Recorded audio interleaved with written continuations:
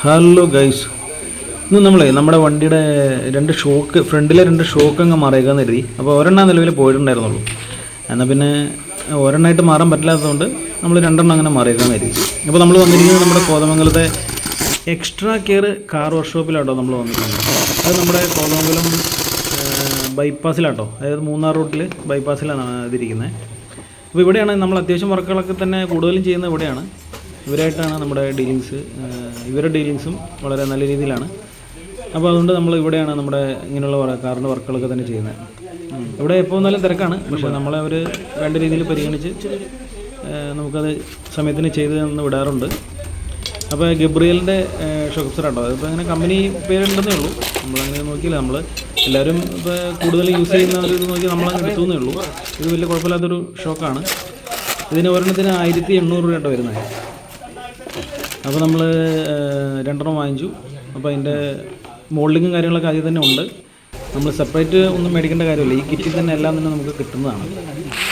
അപ്പോൾ നമ്മളത് വാങ്ങിച്ചു. അവരിപ്പോൾ അത് പണി തുടങ്ങി. ഇതിൻ്റെ വർക്ക് എന്ന് പറയുന്നത് വളരെ ശ്രദ്ധയോടെ വേണം ഇത് കൈകാര്യം ചെയ്യാൻ. ഇത് സ്പ്രിങ്ങിന് ഭയങ്കര ആക്ഷൻ ഉള്ളതുകൊണ്ട് നമ്മൾ ശ്രദ്ധയോടുകൂടി ഇവർ കൈകാര്യം ചെയ്തില്ലെങ്കിൽ ഇത് നേരെ റിട്ടേൺ അടിക്കും. അപ്പോൾ അത് ഇവരുടെ ആരോഗ്യത്തിനും ബാധിക്കും. മാത്രമല്ല ഇത് നേരെ പൊങ്ങി അടിച്ച് വർക്ക്ഷോപ്പിൻ്റെ മുകളിലത്തെ ഷീറ്റിൽ പോയി അടിച്ച ചരിത്രമുണ്ട്. അത് ഞങ്ങളത് പറഞ്ഞുകൊണ്ടാണ് ഞങ്ങളത് ചെയ്തുകൊണ്ടിരുന്നത്. അപ്പോൾ വളരെ ശ്രദ്ധയോടെ ചെയ്യേണ്ട ഒരു പരിപാടിയാണ് ഈ ഷോക്ക് അബ്സർ റിലീസ് കഴിഞ്ഞിട്ട് അത് തിരിച്ച് സെറ്റ് ചെയ്യുന്ന കാര്യങ്ങളൊക്കെ വളരെ ശ്രദ്ധയോടെ ചെയ്യേണ്ട ഒരു കാര്യമാണ്. അങ്ങനെ അവരത് പണിതുകൊണ്ടിരിക്കുകയാണ്.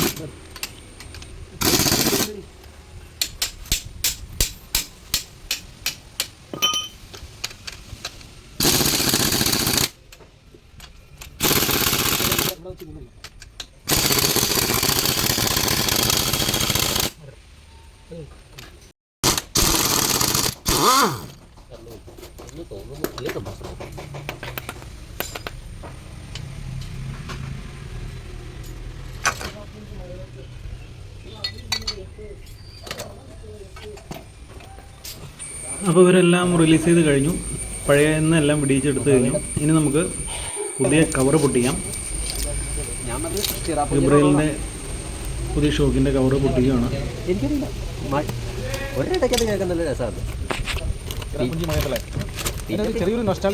ഇതിൽ ഞാൻ ആദ്യം പറഞ്ഞ ഫുൾ സെറ്റ് കാര്യങ്ങൾ ഇതിലുണ്ട്.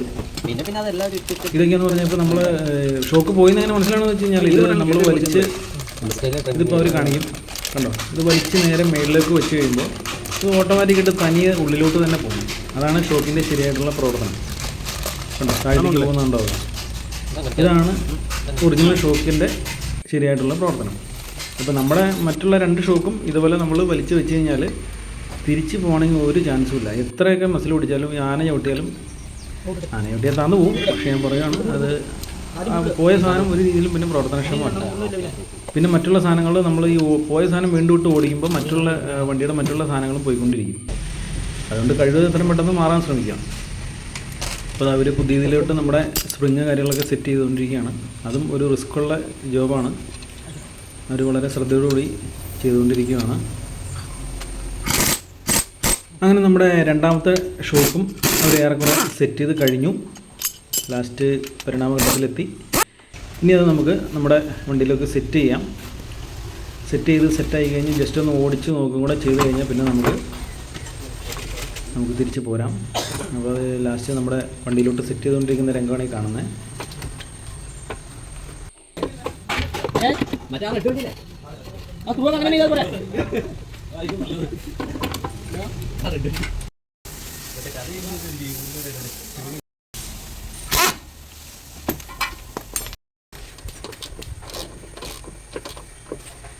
പിന്നെ വർക്ക്ഷോപ്പിൽ ചെല്ലുമ്പോൾ നമ്മൾ മറ്റുള്ള എന്തെങ്കിലും പണികളൂടെ ഉണ്ടെങ്കിൽ നമ്മൾ അതും കൂടെ മനസ്സിൽ ഓർത്ത് വെച്ച് അവരോട് അത് പറയാൻ ശ്രമിക്കുക.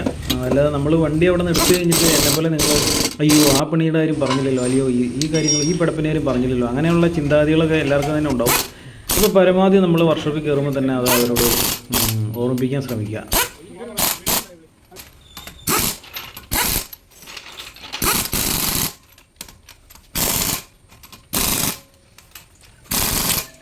അപ്പോൾ ലാസ്റ്റ് നമ്മളെ ജാക്കി പുറത്തുനിന്ന് വണ്ടി ഇറക്കുവാണേ. അത്യാവശ്യം പണികളൊക്കെ കഴിഞ്ഞു. വേറെ പണികളൊന്നും തന്നെ ഇല്ലായിരുന്നു. ഈ ഷോക്ക് സെറ്റ് ചെയ്യാന്നുള്ളതായിരുന്നു മെയിൻ ഉദ്ദേശം. അത് കഴിഞ്ഞു. ഇനിയിപ്പോൾ നമ്മളിത് ജാക്കി പുറത്തുനിന്ന് ഇറങ്ങി പോയി നമ്മുടെ ചില്ലറൊക്കെ കൊടുത്ത് നമ്മളിവിടെ നിന്ന് വിടുവാണ്.